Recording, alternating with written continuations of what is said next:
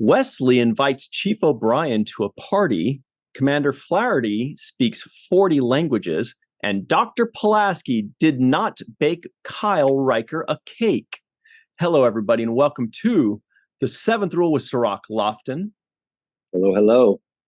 My name is Ryan T. Husk, and today we're doing a review of Star Trek The Next Generation Season 2, Episode 14, The Icarus Factor, story by David Assail, teleplay by David Assail and Robert McCullough, directed by Robert Iskov.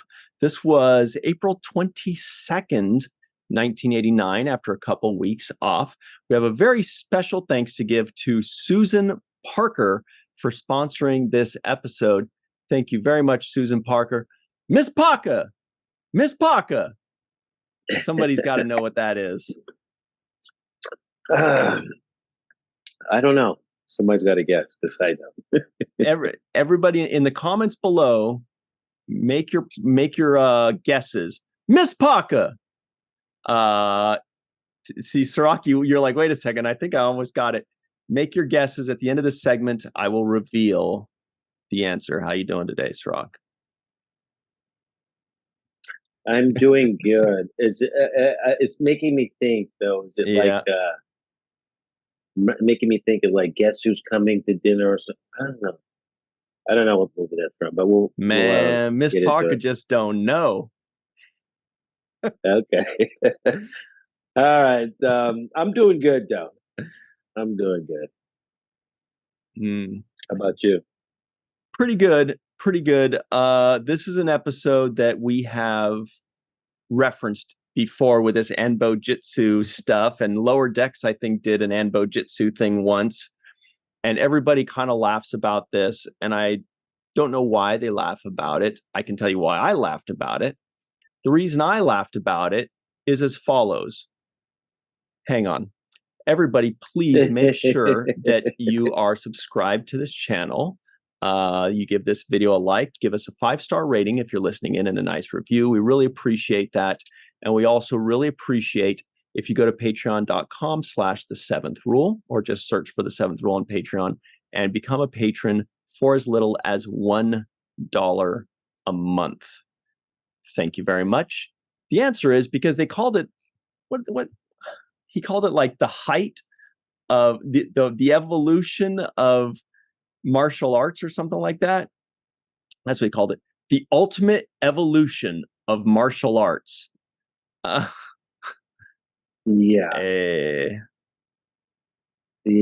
This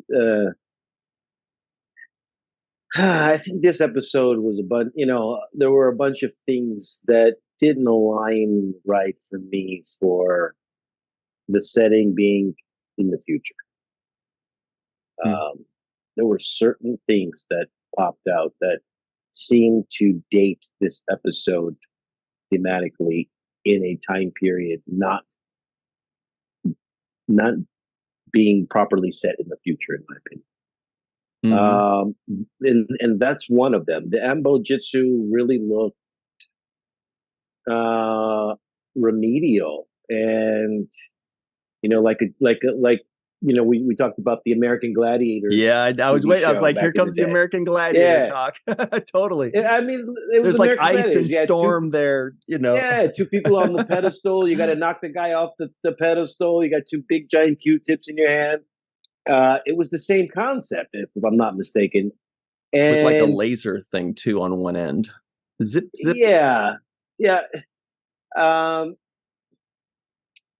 With the level of technology that exists with the holodecks and all of this and all of these things, I just feel like that's a very simple thing. I mean, you can put on one of those goggle headset things right now and have a virtual experience that would be, in my opinion, more advanced than what they're presenting with this particular thing. So yeah, I wasn't impressed with it. It looks like 2 hockey players getting in a fight with their sticks, or something to that effect. It's not, but keeping their gloves on.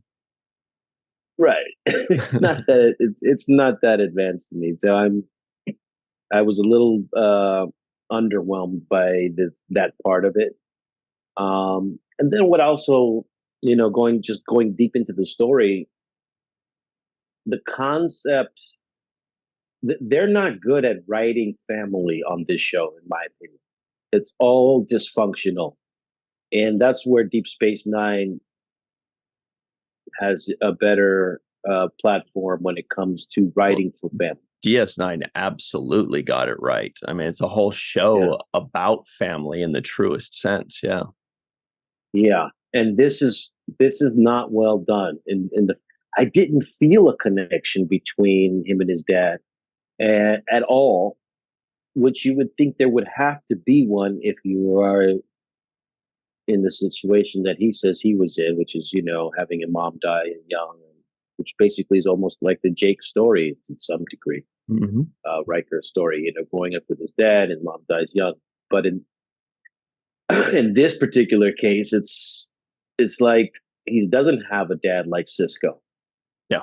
and He's got an and asshole of a dad. he's got a pretty asshole dad who Yeah. wants to kick his ass. Has Yeah. been cheating him his whole life. So it's like, If I just right when you said that, I pictured Kyle Riker and Benjamin Sisko sharing a beer, and Kyle Riker's like, "Yeah, so this is what I do with to kind of raise my son," and Sisko be like, "You what? No!" And he's like, "Yeah, yeah, yeah, because how else is he gonna learn?" And Sisko be like, "Talk to him, ask him yeah, how his day went, mentor yeah, him."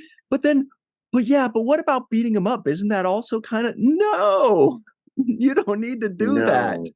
no, yeah, you don't need to do that, and that's what I'm saying about the next generation. So far, has done a poor job in really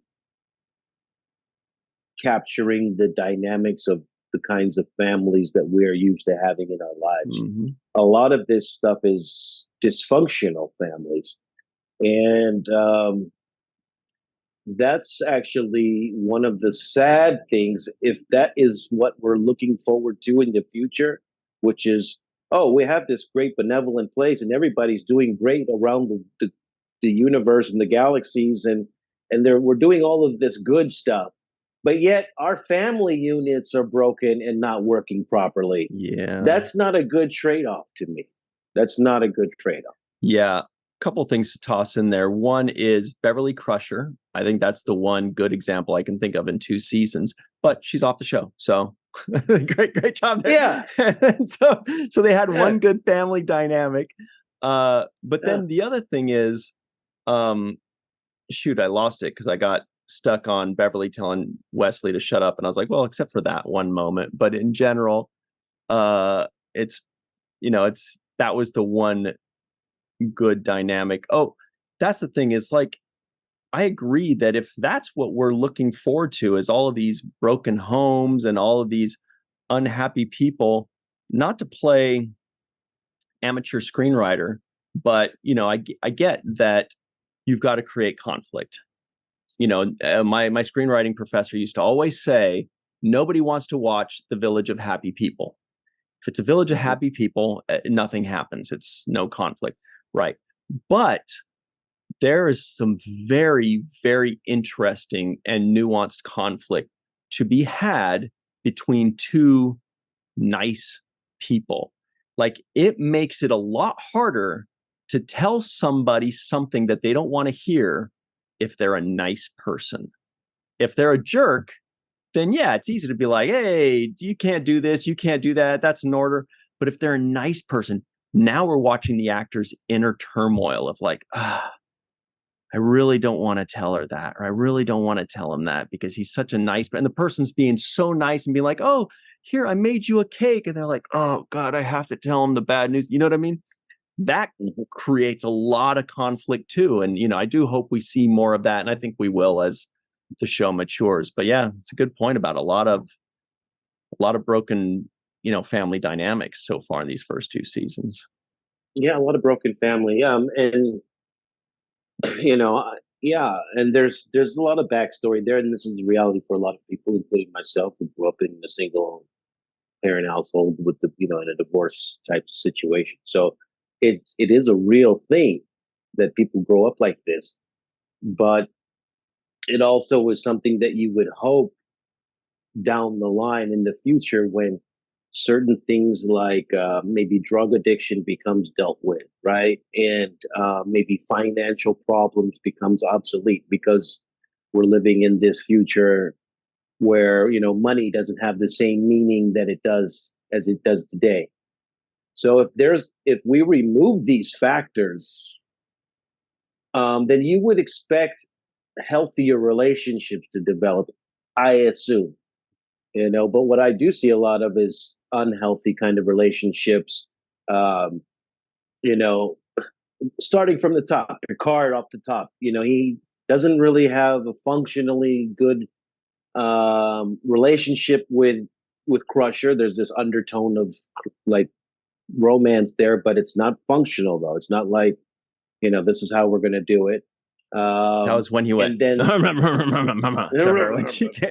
exactly, exactly. And then he hates kids, so like, oh, kids. So, all right, that's him. So that's the first one. And then we keep going down and we see one by one, we're going to eventually, I'm sure, learn about Worf and Yeah. his family dynamics, which I already know about because of Deep Space Nine. But Just there wait are till you those, meet his son too. Boy, yeah, he's also not the model of actually a great dad. There's this Yeah. one meme that was so funny, and it was like, I think it was like Chief O'Brien saying, "Hey, happy Father's Day" to Worf, and Worf was like, I have a son, or something. Like, he just totally forgot it. Something like that. He's like, what? Oh Yeah. yeah. Oh yeah, that's right. I am a father. So yeah, this is one of the things that jumps out to me.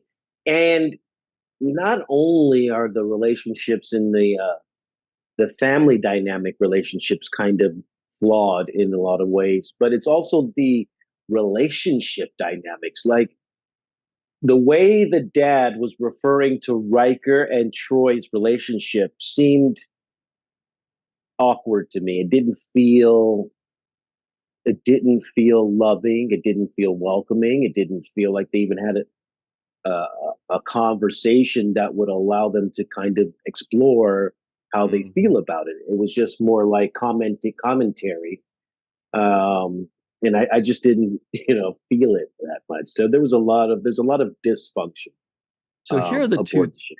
here are the two things that are most memorable about this episode that people, Yeah. just people in the internet talk about the most. There's the Anbo-Jyutsu, and there's the fact that Pulaski was humping Riker's dad and she just never mentioned it. She's like, oh, I just never brought it up that, me and your dad were humping and in love and all this stuff. And I fell in love with a patient, kind of scandalous. Didn't know you knew I did that. So be careful, don't get injured. So that's pretty scandalous that Riker's like, wait, I've been working with you for how many months and I didn't know that you were almost my mother-in-law, or wait, stepmother. Yeah. And she was like, Another, she was not yeah. shy about it either. She's like, yeah, what, her eyes were twinkling. She was great in this episode, actually. She was like, She was great. She said, I would in a cold minute. I was like, oh, damn, in a cold minute. she was owning it. She wasn't like acting kind of shy about it or ashamed, because a lot of people might play it a little bit like a little ashamed. No, she was like, I'm a grown ass woman. And yeah, me and your dad got it on. That was a little bit of Chris Farley right there. Got it on. And she owned it. And I thought that was really cool. But those are the two big takeaways from this episode when people are talking about it, if I remember correctly. Yeah. And I'm okay with that. I did think Pulaski did a good job in this episode. There was some moments where I felt, you know, she was delivering the lines well and just giving good performance. Um, she pulled the, I'm older than you, Riker kind of move. Like you might outrank me or whatever, but you're young, son. And before you were aware of what was going on in the world, me and your dad were doing things. So that's, she pulled that card on him and she has the right to. But you would think somebody would mention that, right? It's like, What about, let me ask you this as a father yourself, Cirroc. Yeah. Would you ever cheat in a game or a sport to keep your child coming back for more to try to defeat you, as we found out Kyle Riker did? Because at first we're like, this dude's just cheating for his own ego. Then he explains it. He's like, I couldn't beat you by the time you were 12 years old, so I had to cheat to keep making you come back and get better and better and better, which I guess works and makes sense. But I couldn't help but feel like there's got to be a different way that doesn't feel so off-putting. But again, I'm not in that position, so I have no idea and I can't really judge. But you, as an exemplary father of a superstar athlete right now, what would you do? Yeah, I don't like the idea of cheating to win. I just don't like that idea. I think it just teaches a bad precedent. Let's say he had have noticed that a long time ago, then he would have learned that cheating is the way, right? It's teaching something that you shouldn't be teaching. It looks to me like his father's made a lot of bad decisions along the way, and most of them seem to be centered around only what he thinks and himself, uh, as it relates to himself. Mm-hmm. And I think good parents and good parenting is actually being able to see how things relate to your child and try to find the way that best works for them and brings out the best in them. Riker's turned out to be a good guy, but then he also has some of the bad qualities that his dad has, especially when it comes to. I feel like there is a machismo when it Oh comes yeah. to women and how he deals with women, and that definitely seems to be transferred over to Riker. Not necessarily, I think, a great. Some of it is good, some like some of that kind of bravado, but I think some of it is also chauvinistic and Mm-hmm. kind of overly. It just kind of rubs me the wrong way. You know who was missing in this episode? Guinan. Uh, when they were in 10 forward, and there were good times, there were bad times, there were complicated times. It felt like it would have been a great time to have Guinan there, kind of playing referee or kind of being an ear, because Troy, that's kind of her job usually, but she can't help but be a little connected because it's a Riker situation, because he's leaving. We haven't even talked about the promotion or the Worf thing, but I felt like in that moment, if a couple times it felt like there could have been, Guinan's character in there kind of mediating. But I guess it was okay without it. Um, Yeah, and speaking of the Guinan thing, there are. It's crazy because when you write yourself into this kind of a corner, they wrote themselves where Troy is this counselor and has this ability, and then also Guinan has this yeah. counselor kind of ability, and also Wesley has this kind of yeah. count. Yeah. That's true. That's true. You're right. He played kind of like the counselor savior for. He's like, "What's wrong, Worfy? Oh, yeah, I don't know. There's Yeah, something." He was like telling there's, on Worf at first. He went to Geordi. He's like, yeah, Worf was being mean, and Geordi's like, "Don't worry about it, yeah. kid." He's like, "No, you don't understand. He was being like really rude to me, and I didn't even do anything." And he was just like, "Get away from me, kid. Don't you think that's mean?" And Geordi was like, "Oh Yeah, God, too much drama, kid." like you figure it out. I don't know. I don't have time for this. But yeah, to me that was Wesley having the same skill set now that Troy and Guinan have. It's just basically reading his emotions, kind of sensing something is wrong, and sensing something is wrong to the point where I have to take action and go through this whole investigative process. So that's what Troy does. That's what. A friend of mine's wife calls Troy the feelings lady. Yeah, that makes sense. Yeah, I That mean, if you makes say sense. the feelings lady to any Star Trek fan, they'll know exactly who you're talking about. Uh, but look, here's the thing. when the dad said initially, he says, or no, Riker said it at first. I could never beat my old man, or I don't remember if it was Kyle. One of them said it, right? That actually hit me the hardest of this whole thing, because my grandmother used to take me and my brother when we were kids out to play tennis. This little old Spanish lady, and she would always beat us. And she was in her 60s and 70s. And we're like, why can't we beat this old Spanish woman that's not even really running from side to side? They got mind control over, there's certain parents or adults that just have like this weird mind. I ended up beating her twice in my life. My brother, who was older than I was, that I could never beat her. So that was the one thing I was like, I never beat him, but I could beat her. And anyway, we could win tennis tournaments in like middle school and summer camps. We're winning all these things. Can't beat grandma. It's the weirdest thing. And I don't know what it is, but certain adults just have this thing. It's true. Yeah, that's true. They have that ability, but that's because also from their perspective, they're looking at you like, I was doing this when you couldn't walk. So there's a mental confidence there from their perspective too. Like, you have a lot to learn in order to catch up to what I've already done. And even on my downswing, on my decline in my athletic ability, the things that I learned will keep me better than you until you get there.